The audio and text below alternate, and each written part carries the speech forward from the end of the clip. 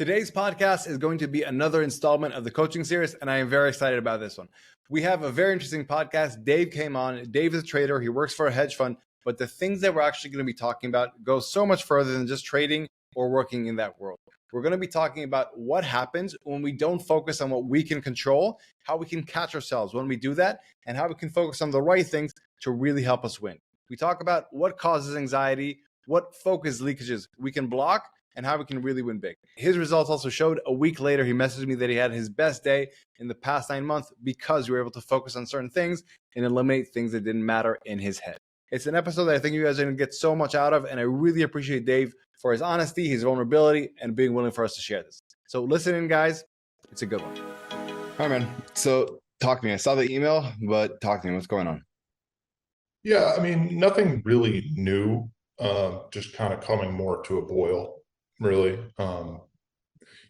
Nuts and bolts of it is overall challenging market conditions that is kind of like, trying to sail with the wind against you, which is just, it can be frustrating, and it's to be expected. And then I'm dealing with some other things that are outside of trading that aren't like, are something, but they're not like, major health complications or like anything going on with my family, like bad, but they're just distracting. And kind of in the last few weeks, I'm starting to like, the two are kind of meeting in intersections, kind of compounding the mental frustration. Now the performance is really kind of, nosedive lately. And yeah, just kind of, I feel like I've told this story to almost everyone I know, and that hasn't helped. So What do they say?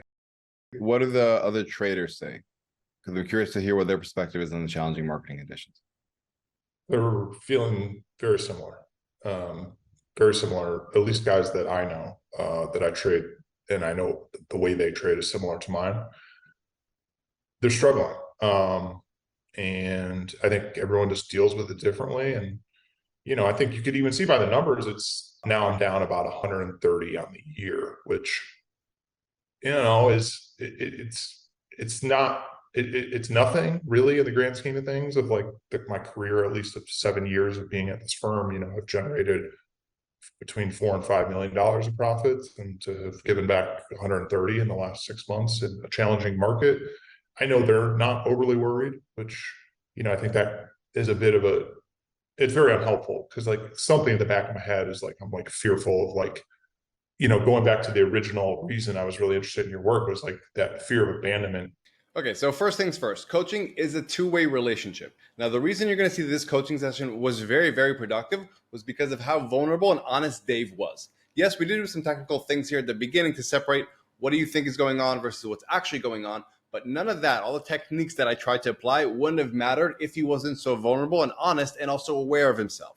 Saying, hey, I have stuff that's getting in my head. I have that fear of abandonment, and I think that's what's seeping in.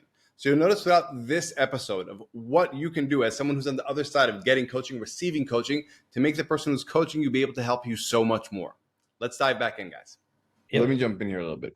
Have you actually asked your boss or superior, like, what does this mean? How, like, where?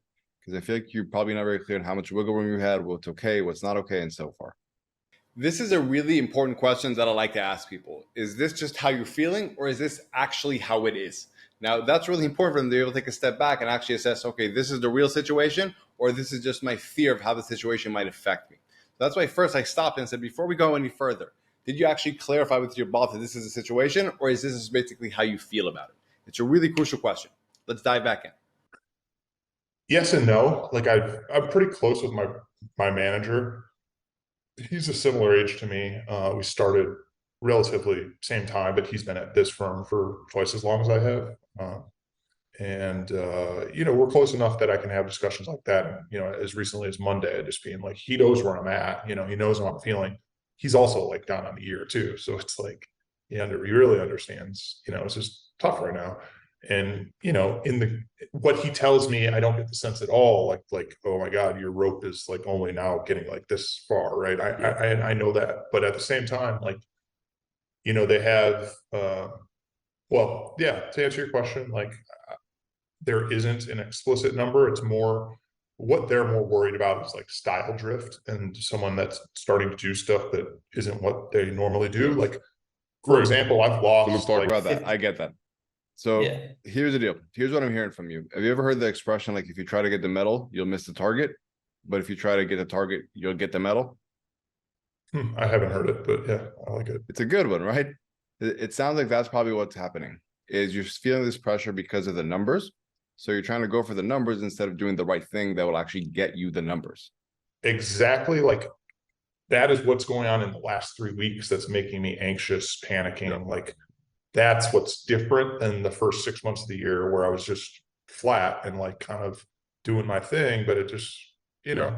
So what you're hearing here is a very critical part of the conversation. We're moving from figuring out what is actually the problem to understanding what it actually is. And it finally clicks for Dave. And if you're seeing this on YouTube, you can see him kind of look up with this like, kind of vibe to him, because he finally gets it. That the issue isn't his numbers. The issue is actually how he's approaching trying to get those numbers. And now that we figure that out, we can dive into that and start solving the actual issue at hand. So let's talk about this, because what you sent me in the email was numbers. You sent me, these are the numbers, da da da da da. I'm You didn't send obsessed with these numbers now. You didn't send me, this is how I've been operating, and this is where it's actually been a flaw in how I'm operating. But the big thing to remember is, like, that's, I think, where you're getting things wrong. You're focusing on the outcome, not what you can control out of it. And that's why you also, I feel like you're going into this kind of downward spiral, because you're trying to control something you actually cannot control. Right. Which has to do with the markets, right? It's like the whole, like, we control what we can control, then there's the outside world as well. The more we focus on the outside world, the less we focus on what we actually can't control. So therefore, we're actually going to get a worse result. It's very paradoxical. But makes absolute sense. And yes, you're definitely striking on what the issue, or at least one of the near-term issues are, and why that spiral, I'm feeling that spiral. Whereas I had a similar drawdown earlier in the year, but it wasn't that like obsessive results, just only caring about results, and literally like, like I'm either super happy if the positions are up or super down when they're not. And like the other 90% of the time when I'm trading, I'm not trying to like personalize it as much and not doing it. Remember what we spoke about last night about how we all want to have that delusion of control? Like, it causes us to focus on the wrong thing. And right now you're focusing on the wrong thing. And that's why it's so stressful. It's like, because you're focusing on the wrong thing that you can't actually control. So it's frustrating emotionally.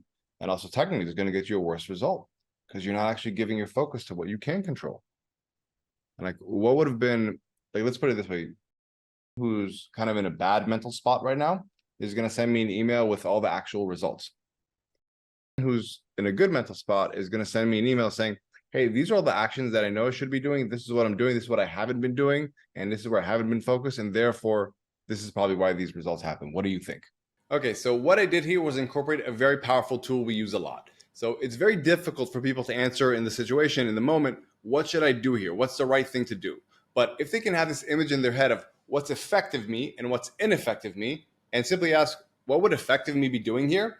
It's amazing how much clarity it brings. It sounds very silly, but it actually works. So in a lot of situations, instead of asking what's the right thing to do here, simply ask, what would an effective version of myself actually be doing here? And that's what I asked him in this conversation. If you focus more on trading the right way and like playing the game the right way, and less so about the result will follow. Right now, you're only focused on the result, and that's why it's causing this like sensation of mayhem in you, because you feel like I can't control anything. Yeah, you're absolutely right. And what compounds the frustration is I know what I should be doing. It's not a lack of skill or knowledge of what needs to be done. So let's take a step back for a second. Dave literally just said, I know that I have all the skills to be dealing with this. Now, the reason this is so important is because we can now understand that this is a mindset issue. It's not a trading technical knowledge issue, but it's actually a mindset issue. And this is really important when I want to take a step back, because a lot of times people ask me, how do I know if the reason I'm not succeeding is because of some technical issue or some technical skill gap, or because of my mindset? And he just said it very, very well, that he knows he has the skill sets to achieve what he wants to achieve, but his mindset is what's holding him back. So now that we've addressed this, we can also dive into that and recognize, okay, there's no skill set. We have nothing to do with the markets, but let's just dive into you and how your thinking process is. What should you be doing?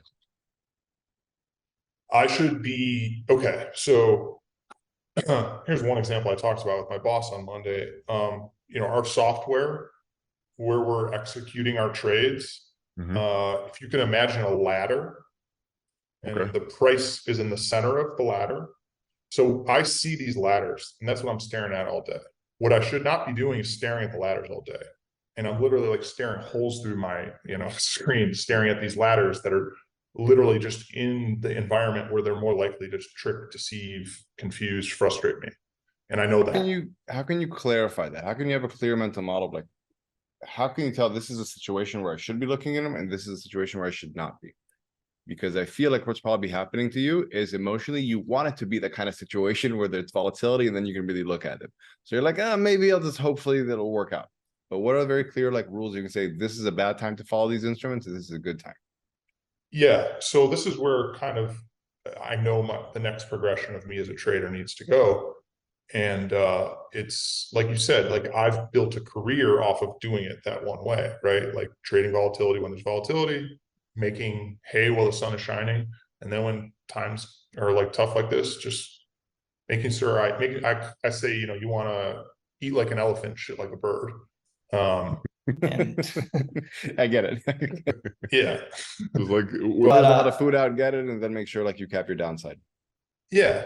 But where I'm going with this is I think the next progression of me as a trader and where Chris is, and in a way I know is the right path for me, is that, markets are going to always be changing conditions, and to more look at it like a change in the weather and what I need to bring to that environment, as opposed to just having that one mode. So when things are like this, I need to be closing my ladders, looking at the charts on longer time frames. How can you know that? But again, the important thing is how can you know that at times like this? What could be the kind of flip, the switch that you can say, okay, now it's time to actually not focus on this, because emotionally you're going to be drawn to focus on that. So it could be this kind of like tripwire, so to speak. And I guess I'd say the most crude, easy indicator is to look at the VIX, the volatility index. I can tell you that there is a very tight correlation between my performance and the VIX level, and also the rate of change of the VIX. So like, for example, the VIX has been ranging between like a low of like 8, like over the last 50 years, it's the lowest it can possibly get, to upwards of 90 in very rare occurrences every decade. It's right now at 13, and it's been there for 2 months. And when it's below 15, I probably would be better off not taking risk. Okay. So this is really interesting. So now we're saying, okay, we have a clear measurement that when the VIX is below 15, that's when these charts can actually like they fool you emotionally. Now, an important thing to recognize is that I absolutely have no idea what the VIX actually is. The only thing I was looking for here is there some kind of clear benchmark, a number, for example, 15 in the VIX index, that we can say, this is your line in the sand. This is a tripwire that you know that if it's above or below this, your actions need to change. Now, the reason this is so powerful is because when we're emotionally drawn to something and we want something to happen, we sometimes ignore a lot of warning signs. But if we can preemptively clarify that this is the warning sign that we have to stop, it can make all the difference. And even when we're in an emotional state, it can logically force us to see, okay, this is the line, I'm not going to go past it. So a really powerful thing for you to do at home right now is if you have any situation that you know you're emotionally, you want it to happen, but it's not really going that way, decide what's going to be your line in the sand. That if you cross this certain threshold, it's very clear, the clearer the better, then you have to take a step back, pause and say, okay, we got to retreat, figure out a different way. They don't actually have volatility, but it kind of feels like you want to get into the action. Is that correct? Yeah. Great. So first off, that's really good. So that's one way to cap the downside, is to recognize like these are kind of boundaries that I set for myself preemptively. If the VIX is below 15, I don't follow the charts and trade with them. First off, does that make sense? Yes. Any questions about that one?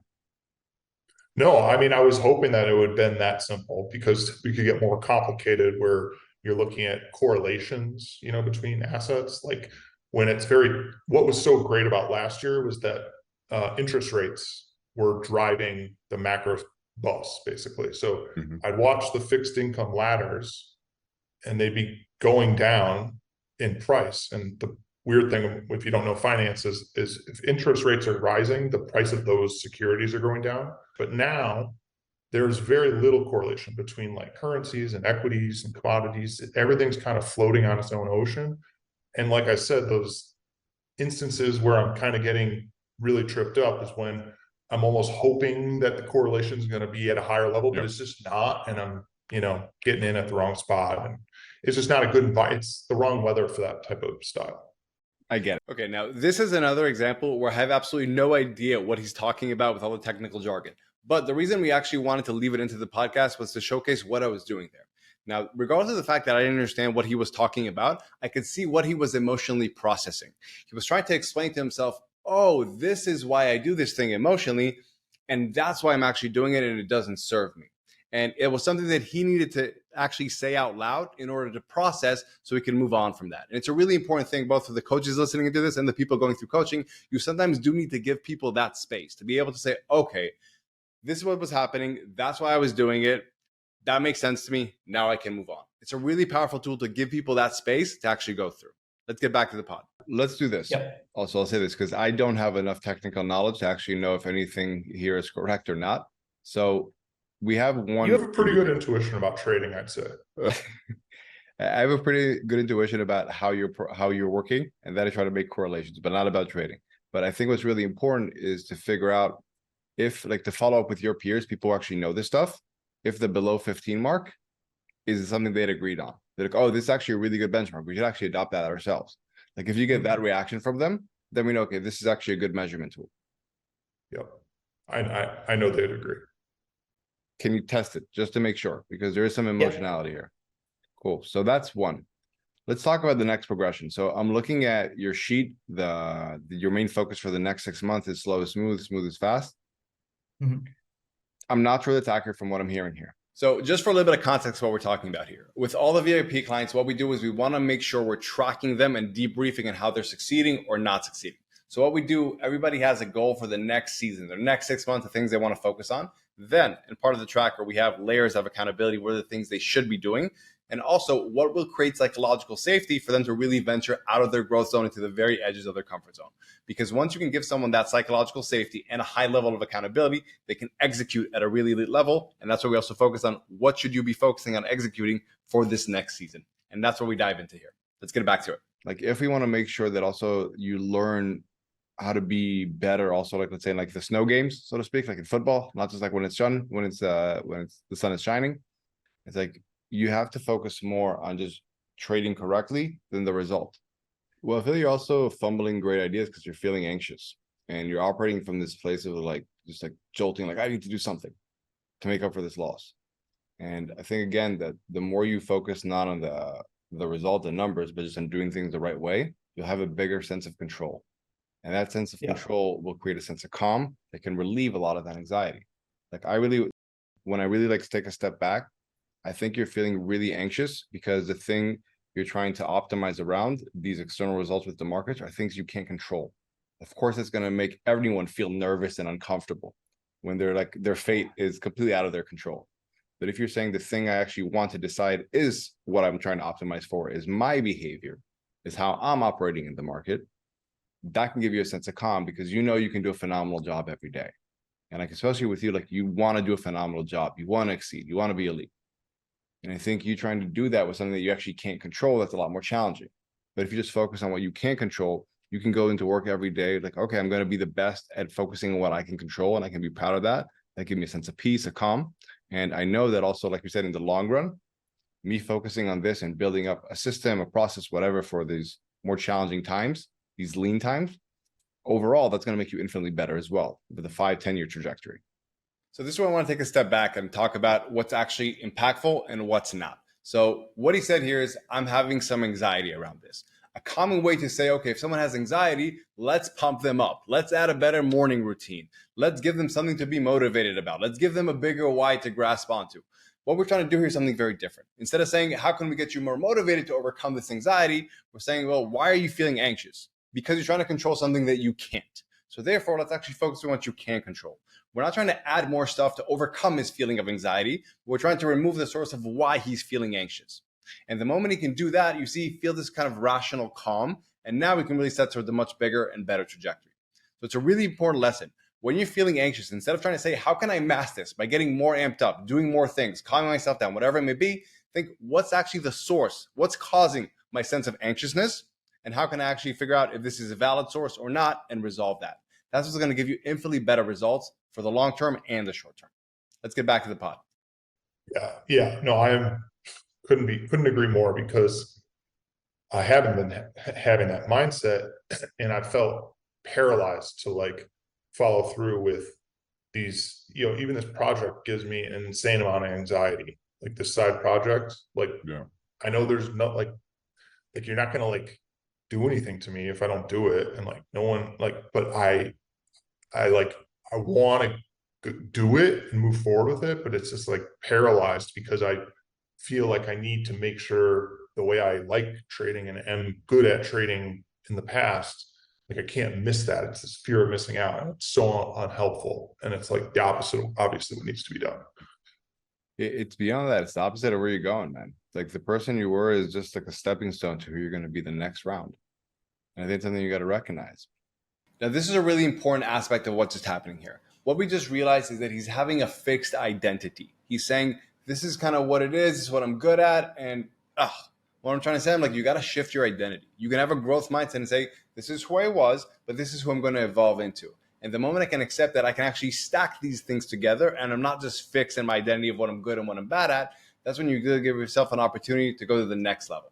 So it's a really big thing. If ever you feel like you're frustrated because this is just what I do, step out of that identity that you hold for yourself and ask yourself, what's the next version of me? What would they be doing here? And when you can ask that, it shifts the entire dynamic and puts you in a position of power. Like it's your stacking skills. Like if you say you already have a strong skill as far as trading during volatile times, what if you had and also had a strong skill on being able to trade decent during lean times? So that way you can always keep surviving. Like improve my life dramatically. Yeah. So think about it. It's not going to replace the way you like to trade. It's going to be in addition to that. It's not going to ruin your gains. It's going to cap your downside. Yeah, no, I totally am on board with that. It's just, where you're going with like, focusing on the process and what I can control is hopefully going to unlock the panic and paralysis I have over like just following through with what we agree with, that it is the next progression. It is what I want to do and what I should do. But beyond that, I think it's what you can choose to take pride in. Like let's put it this way. What you're going through is very common. It's a very human thing. You want to control things. Probably almost every trader, unless they're very much on that like psychopath level, like they care about what's going on, what's the result, and they get distracted by that. The people who really succeed, they can just focus on what they need to focus on. And you can take pride in saying, I'm the kind of trader that's going to focus on what's within my realm of control. Because I know that the more I focus on this, the more the result will follow. And all the people that are just focusing on the result, it's actually not going to follow as well. absolutely. Yeah. And, when I get hot, and trust me, I can get really hot in different things, but, trading too. And that's just when I'm in that zone of like, I almost don't really care about the result. It's like Sure. I'm getting so much satisfaction and pride after like, wow, it's adapting like really well to like especially challenging volatile conditions. And yeah, the results follow for sure. So that's awesome. So first off, the reason that's so powerful is because you know that you already have kind of, let's call it evidence that when you follow the process and you just focus in on that, the results come. So now the discipline is about saying, I'm still going to do that even when the results aren't immediately showing, because I know it's the right thing to do. So let's go into when we have your standard for the next 6 months, I think we need to change it. Instead of slow, smooth is fast. What do you think we should change it to? What should be your primary focus? What was what you had just said about being a trader who's like takes pride in adapting or changing and progressing? So I'm not sure I said all the progressing, but basically I would say I can choose to be a trader who takes pride in following the process and focusing on what I can control. Yeah, no, I like that a lot. Yeah, I choose to be a trader who takes pride in following his process. Yeah. And following just like, and again, I'll say that this is how I look at it from the outside. The guys who are looking at the numbers, like let's say they really want to get this bonus this year because they want to get a Lamborghini or whatever it may be. It's an external source of motivation. The person who's just saying, I want to be a phenomenal trader, I just really want to get great at it. They have an internal motivation. They're going to win out. It's just what it is. Because these external guys, like when downtimes come, and they always do come, they're going to get really shaken. And I think that's what happens to you a little bit. You got to refocus your source of motivation to an internal one. I think I just kind of had like a revelation as you were talking. So I was kind of smirking. Go for it. Okay. So there's a trading psychologist, this girl or lady, Denise Shaw, who I've worked with a little bit. Yep. She says that if you want to get out of a slump, you have to go back to when it started. I didn't really think I was in a slump, and I think I was just losing money, making money, and now in the last 3 weeks, losing money again. But if I really think about it, last year was my best year ever. I made money 11 months in a row. And in December, I was like, I don't know, like $80,000 shy of being up 2 million on the year. And it was somewhat of a goal. Stupid. Trust me, I know. Yeah. And also that goal of being perfect, like 12 months in a row profitability. And I lost like 60K one day, which is like more than I would typically lose on a day. And then like the next day I lost like 100K, which is like most I've ever lost in a day in my career. But, I was coming after like an amazing year. So I'm like off like 150K from that 2 million mark. And I just kind of stopped for the year. And it was a bit of a bittersweet ending to the year because it was like, yeah, dude, you killed it. You had a great year, but you had this goal that was a goal, but it was kind of stupid too. And it made you reach, and it made you, the reason I lost that 60K and that 100K is because I wasn't following the process. I was trying to get to that goal. Yeah. And basically that's when this slump started. And I'm realizing you're right. Like I had that process for like 11 months in a row and I was following it, and just, like it will always happen. My mind played this trick on me that I needed something else to not follow the process because I wanted this thing, shiny object, and started. I think you wanted a slump. validation tool. You looked at that 2 million as a way to validate you, that you're a phenomenal trader. There's no way anyone at the firm will abandon you because you're a superstar, and you focused on that. That's what it meant to you, probably. And again, that's why it caused you to like not follow the actual process, the thing that was helping you win. Totally. And I think it's really powerful because if you can be aware of that, recognize like, oh, one of my biases, like, let's say it's like some people are over optimistic, whatever, you say, okay, me, one of my biases is that I look for these validation tools because I think that's going to give me safety as far as the abandonment stuff. But that's something I really got to be cautious of, because whenever I attach that meaning to something, that's when I just get emotional, go into it, and I don't follow the logical thing that I should be doing. So an interesting concept is the difference between being problem focused and emotion focused. When you're problem focused, you're actually recognizing what is the actual problem here and what would be the best course of action I can use to actually solve it and get a better outcome. When you're being emotion focused, you're actually saying, I'm feeling a certain way, and all of a sudden all my attention goes to how can I not feel that way, instead of actually what's the correct strategic thing to do.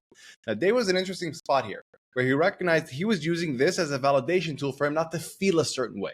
So all of a sudden, instead of focusing on what's the correct strategic thing to do, he was just thinking to himself, how can I not feel this way? And because he was thinking that way, he wasn't being effective. Now, a really powerful tool is to recognize, where do you get sucked into emotional focused states? What are sensitive spots for you? For him, it was getting to a certain number that makes him feel like, wow, I'm going to be amazing here. Everyone's going to love me. There's no chance I'm ever going to be abandoned by the firm or my bosses or whatever it may be. Now, the fact that he knows that whenever those issues arise, he can get to be in this emotion-focused state, and he'll look for validation tools instead of what's the correct strategic path for him to follow, is extremely powerful because he can be aware of it. So if you don't know where the areas in your business are or in your life that you get sucked into being emotion-focused because you need certain things to feel like you're validated, it's crucial that you get that. Otherwise, you can fall into a pit and you won't know why you're thinking about the wrong things and being ineffective because you're focusing on your emotions, not the actual problems at hand. Let's get back to the pod. Like that's a much more powerful, deeper tool than just the 15 below the VIX index, because that has a macro impact everywhere. Totally. And like, I haven't been following my process of doing my weekly reflections over the last month. I've only done one. It's just I'm not following my process, and that's why literally I was like, I needed to reach out to you because I knew like this is not going to go well down this path. And again, I think it's the fact that you're not following your process is a symptom of what's actually going on. What's actually going on is that you've shifted away, you've shifted towards focusing on external results and external motivations instead of focusing on an internal motivation. Like, I want to be the best trader possible. Okay, now what's really important to understand here, there's a difference between how you optimize to enjoy your life and how you optimize for your performance. So they're two very different things. I very much like to enjoy life. I buy a lot of expensive things for my dog. I have a very beautiful home. I like external things as well. Now, the difference is that you can't optimize your performance or on trying to aim for those things. Because when you do that, you actually get confused. And so it's really important when you're optimizing your performance to focus on your internal state. How can you optimize for you feeling like I'm going to be the best performance possible? Because that's going to give you the external things in life that you can really enjoy and have a lot of fun with. That's where we're going there. I'm never going to say don't enjoy the external things in life, but the recognition is that the more you actually focus on your performance, the more of those nice external things, like really expensive things for your dog or a really nice home, you can actually get for yourself and those around you. Someone who wants to be the best trader possible, they would do their debriefs, their weekly debriefs. But someone who's focused on the result, they get frustrated at the result. And I think that's the thing. The more you can bring it in, again, like I'm not, what we said in the beginning, that if you try to get the medal, you'll miss the target. But if you aim for the target, you get the medal. The more you go back to that, I think everything else kicks in. 100%. 110%. That's the thing that you have to accept that that's challenging. That's not natural. That's why these are kind of like quotes or whatever exist, because it's not the natural tendency we all have. But that's where you can really choose to be an elite trader, and you can have a lot of sense of, like a big sense of pride in yourself. Because if you can do what most others can't, you're going to get the results and you can have that sense of pride. Yeah, that's what made last year amazing. It was like, I felt a lot of pride, but it also like was amazing because it was like stress-free. Because like when I was losing, and of course I lost, like it was the right way. It was just part of the statistical distribution of following this process this way. I know, so yeah. So you said it the right way. And I felt like when you said that, something, it was like it had an emotional resonance there. So this is a very crucial part of the coaching conversation. We finally got into that point where Dave, instead of feeling upset and confused and anxious about why this happened in the past, he's back to a seat of power. We can recognize, if I simply do these things and focus on what I can control, I can achieve the results. And that's always what we're trying to do. We're trying to bring people back to what they control so they can focus all their energy and actually what they can control that can influence the outcome. It's a very powerful tipping point, and it always should be geared towards that. How can we get people to do the most amount of effort on what they actually can control and not worry about things that are outside of control and wasting their bandwidth on that? Let's get back to the pod. Would that be the standard for the next 6 months? Just focus on doing things the right way, and the results will follow. That's the standard, that if you focus on that, like everything else kind of falls into place. Feel really charged up. Awesome, man. All right, so like, tell me your 3 main takeaways from here when we talk about today. Now, you can notice that I almost cut him off here after he's saying I'm all charged up and he feels excited. And I'm asking him, okay, so what are the main takeaways? Now, the reason I'm doing that is because I'm not interested in him feeling charged up and all excited and motivated and going out and really crushing the next week. What I'm actually interested in for him to have a roadmap to success for the next several years. So it's not just about him feeling better right now. It's about really recognizing what are the main lessons that I can take away from this, embody, and that way they can succeed on a long-term basis. So I think it's always crucial to not end sessions with I'm feeling better, because that's feel good fluff, but I'm feeling much more confident now because I understand how to do this. And this is a long-term strategy that I can use and I can really win consistently. Let's get back to the pod. Be the person that you want to be. Like, just, follow your process. And well, I'm just rambling. So I'd say like, yeah, just be who you are. Like this, it's driving me nuts being so obsessed with results, because it's like, just, yeah.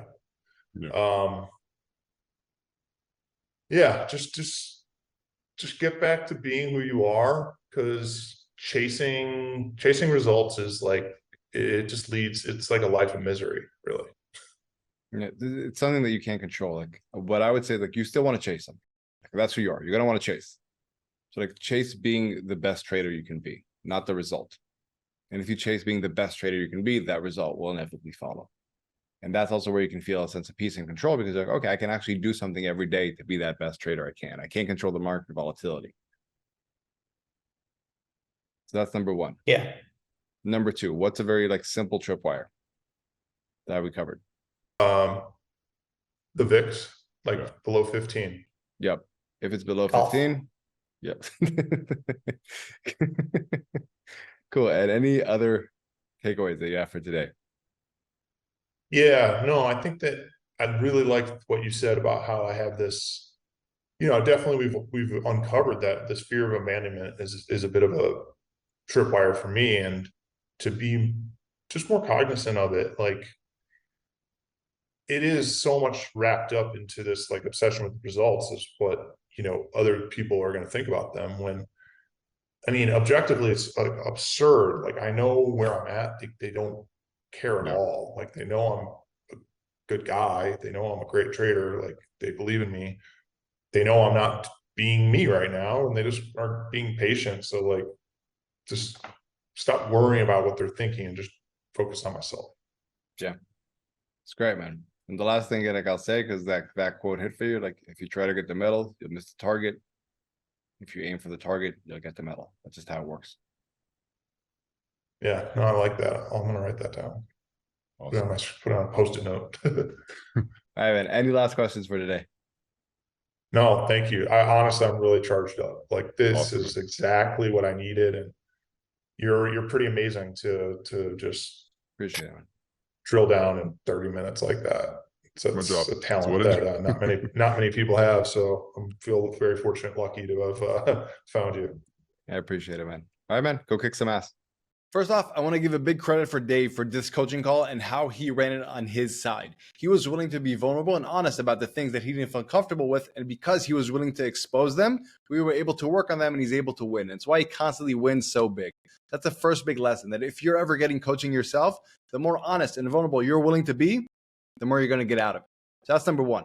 Now, number two, if you feel similar to how Dave was, that sometimes you feel a bit frustrated or a bit anxious about why you're not achieving the results that you're getting, a good question to ask yourself is, what am I focusing on? Am I so obsessed with getting the result that I'm actually not focusing anymore on what I can do to make that result happen? Am I craving to get the medal so much that I'm not actually focusing on the target that I need to hit in order to get that medal? It's a very powerful question. So if you feel like you have a lot of things going around in your head and you're not able to focus on what you need to do, settle yourself down and ask yourself, am I focusing on the medal or am I focusing on the target that I need to focus on? Aside from that, I hope the podcast was helpful, guys. I will see everybody next week.